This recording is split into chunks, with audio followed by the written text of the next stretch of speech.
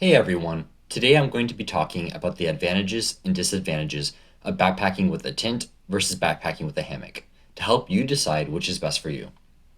I'm going to break it down into three main categories: weight, comfort, and functionality. I'm not going to get into cost too much since there are so many different products out there. Alright, first is weight. Typical backpacking tents weigh around 2 or 3 pounds, depending on what tent you buy. However, you also need to consider if you carry a tarp or a footprint. Some ultralight tents even have the option to use your own trekking poles in place of traditional poles, which cuts down on more weight. If you're a tent camper, you will also probably carry a sleeping mattress, which is an additional weight. This most likely makes it heavier than a hammock, but if you're hiking with a buddy, you can pack a two-person tent and split the weight between you. A hammock can be a lighter option. All you need is a hammock, straps, and a rainfly. You also might opt for a bug net if yours doesn't have one built in. This is a great option for solo hikers. Next, let's talk about comfort.